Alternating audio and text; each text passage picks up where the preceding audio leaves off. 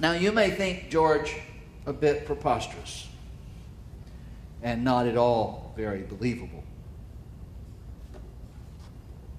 Or you may see something of yourself in the picture.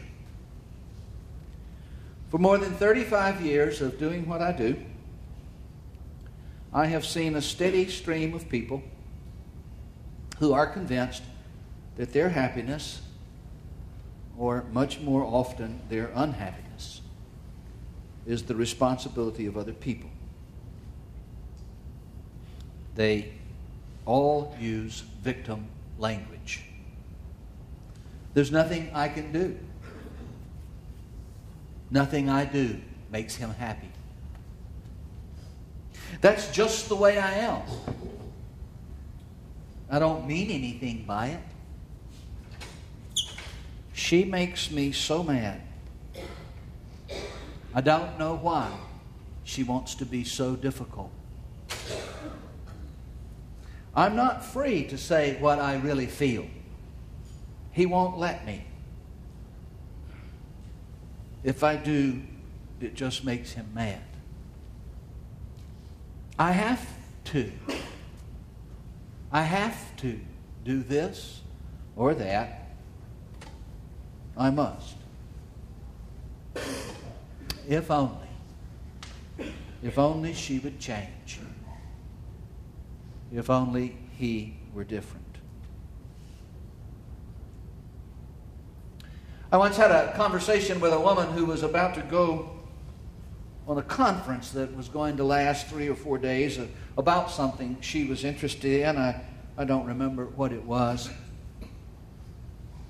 She was excited about going. It was an unusual thing for her to do something for herself, and this was really striking out with new behavior. And her husband wasn't keen about her going.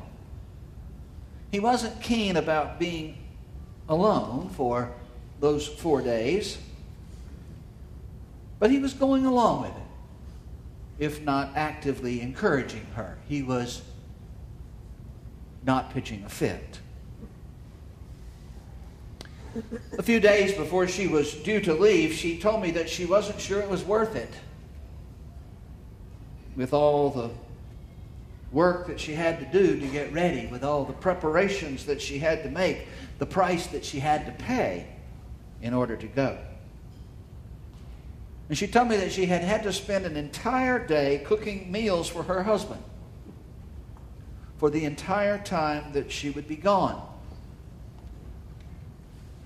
She told me that she had to cook lunch and dinner for each day, and each meal had to be packaged and labeled with the day and the meal and the time. Thursday, lunch, noon. And then it had to be put in the freezer in a certain order. When I suggested that she did that because she wanted to,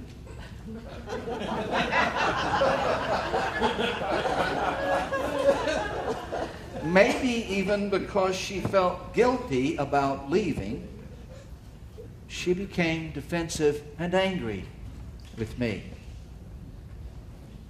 It was a hurtful thing for me to say. Why would I accuse her of such? I just didn't understand her situation. I didn't understand what she had to live with. What she wanted was sympathy. She did not want to challenge.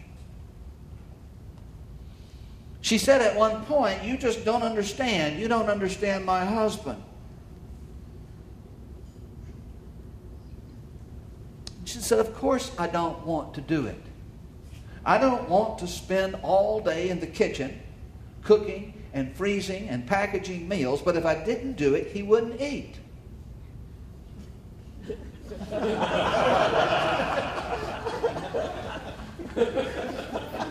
And I just said, I looked at her and I said, "And?" But there is no and. She didn't know what I meant. Her case was made. She sincerely believed that she had but two choices: package the meals or not go on the conference. She could only go as a victim.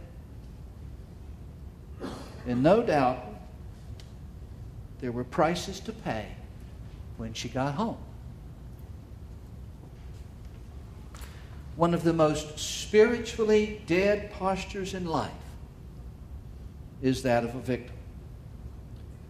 It almost always leads to addictions of one kind or another. Life happens to the victim. Determinism is the notion that behavior, and when I say behavior, I'm including attitudes, feelings, moods, decisions, and actions.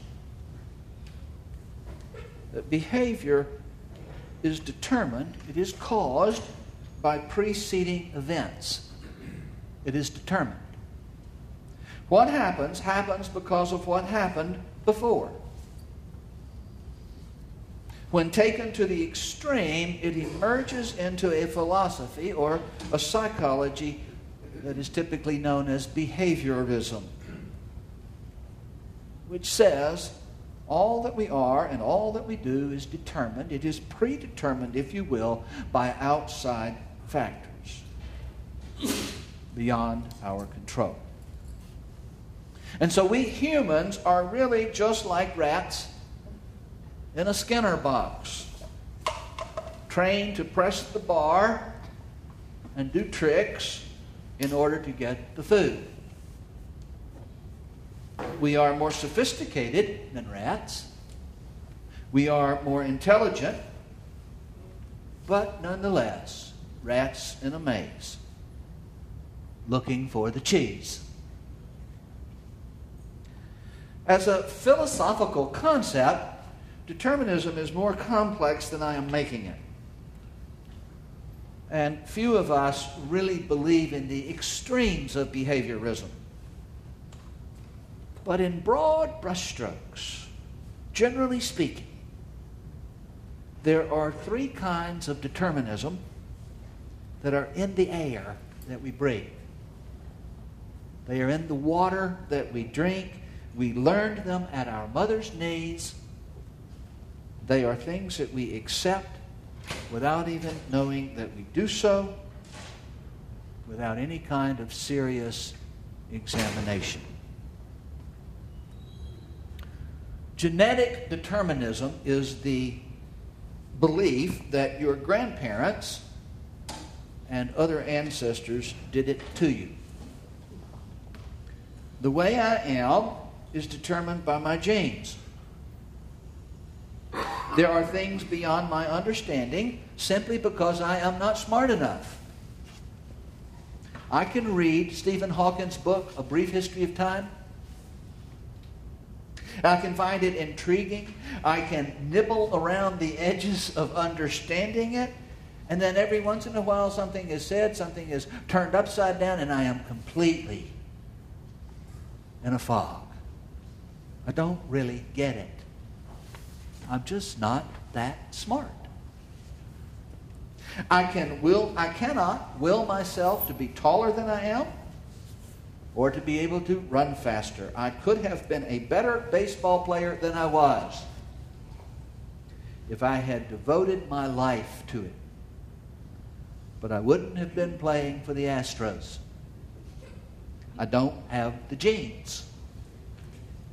But that doesn't mean that I don't have choices or that I don't make choices.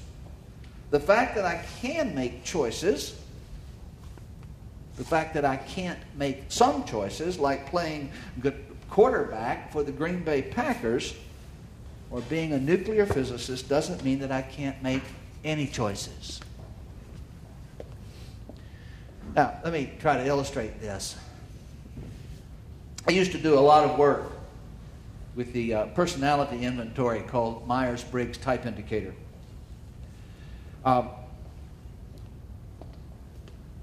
In Myers-Briggs terminology, people can be either introverts or extroverts. It doesn't have so much to do with shyness, by the way, as it does with source of energy and what I call arenas of understanding. All introverts are not shy. All extroverts are not the life of the party.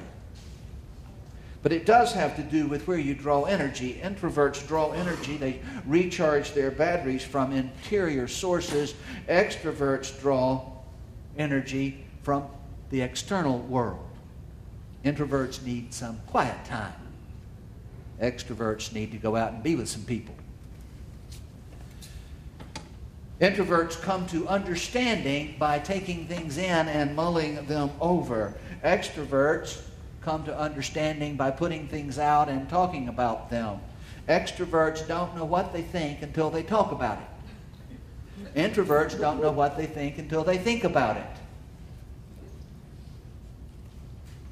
I used to do considerable work with corporate management using Myers-Briggs. The introvert-extrovert division had profound impacts on communications. At least it can have, depending on where the lines of division are. Introverts have an aversion for redundancy. If there's a group meeting, and within that group meeting someone has said something that the introvert believes or feels, the introvert sees no reason to repeat it. It has been said. They have an aversion for redundancy. Introverts prefer written communication over verbal communication because written communication is easier to internalize. It is something that you can take inside. Now, extroverts feel that if they haven't said something, even though it has been said 12 times, they haven't participated in the meeting. They prefer oral communications because that's how they come to understanding, is by having something out where you can talk about it.